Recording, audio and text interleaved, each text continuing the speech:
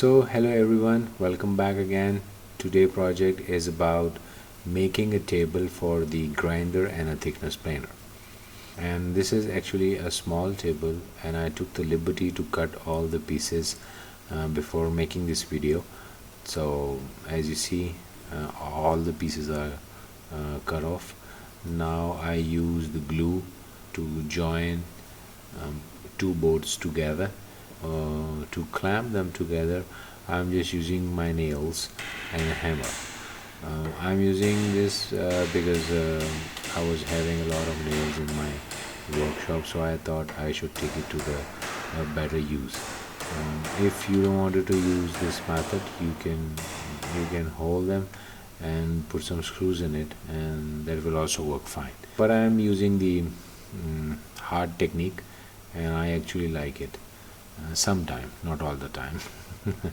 So after that, I joined the top board together in small pieces so that I can easily plane it in my thickness planer. Later on, I will join these pieces all together again to make one single top. So as you see, I'm using my homemade clamp, and you can see, by the way, this clamp video on the channel, I would say. And I use some industrial made clamps as well, so combination of both was producing a good result.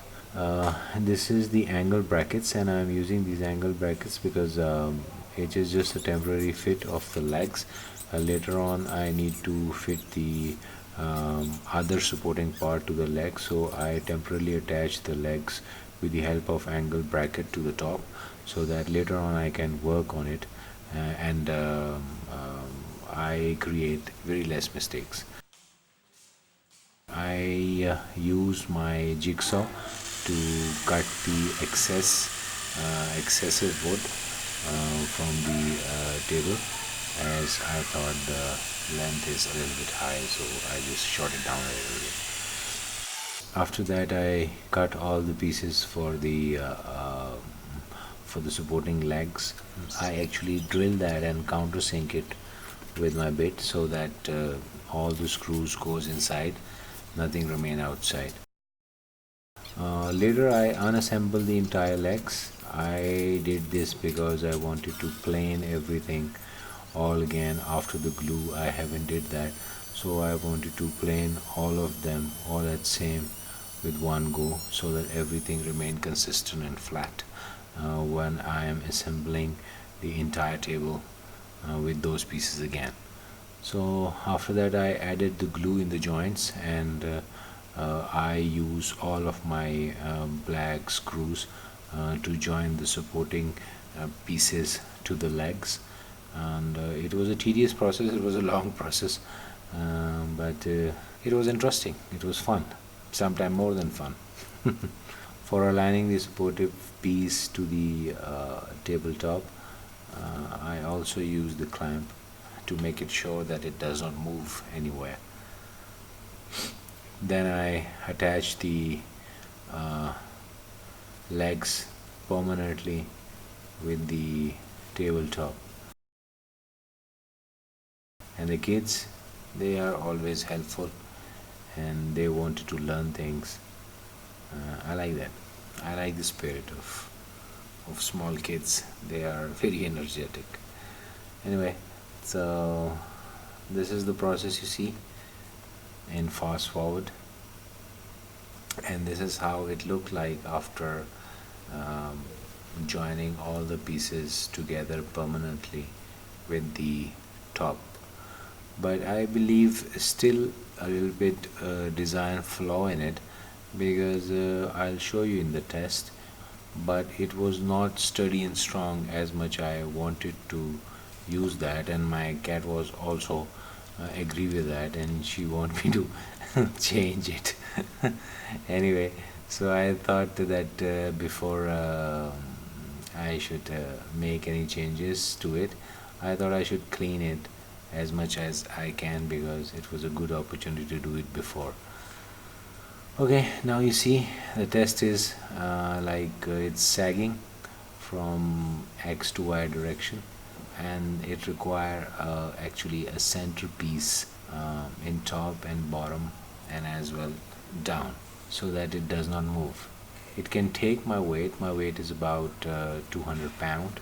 It was quite strong, but it's still required to remove the sag from the downside. So I cut all the pieces with my jigsaw to make this table more sturdy. It's again a kit, you know. So by the way, if you are very much interested in what kind of wood I use, so again I use a construction grade wood. I use pine for it because pine was a sensible choice for the workshop project, and it was actually laying around in my workshop, so I thought that I should make a better use of it.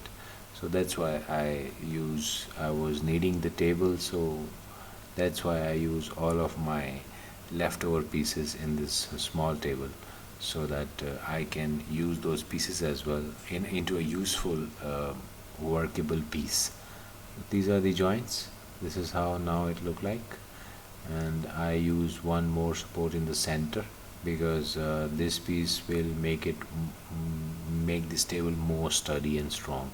And I wanted more sturdy and strong because I was having a plan to put a lot of weight while planing the wood and wooden planks. I also use the industrial grade glue, which is actually a fast glue, to compensate the joints.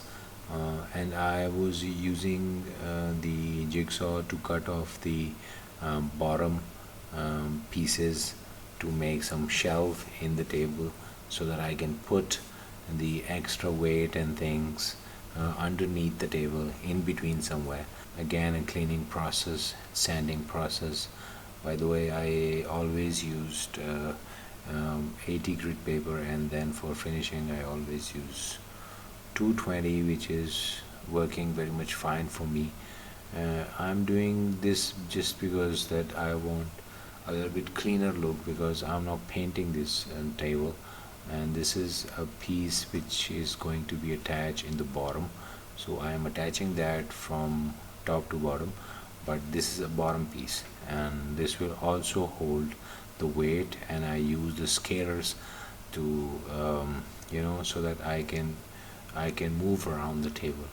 And all the water you see around is actually rain water. It was raining at that day. It was a very good day. This is second-hand help to me. He is Khalid, a very good friend of mine, and also sometime occasionally meet me, and just when I need him to work for me, then he do that as well. Thank you, Khalid. Again, you can see it turned out very good actually.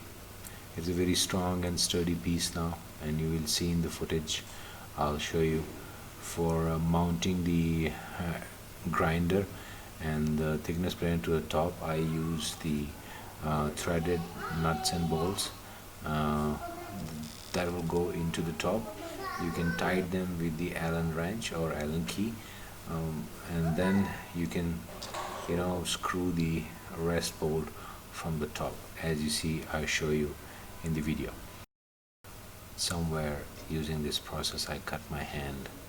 Now you see it's fitted with the top, and it's looking very good, and it's very sturdy as well. So now I need to hide the outside of the table from the dust and from the grinding particles. I don't want them to interfere inside the table, so I cover them with the 3mm, actually 3mm MDF. It will act just like a protecting shield. Nothing will go inside from the side way. So after that I put that into the test, and you see how much load it can carry. I think so 400 to 500 pounds. So it worked very well. So thank you so much for watching the video, and I'll see you in the next video. So till then, take care. Bye bye.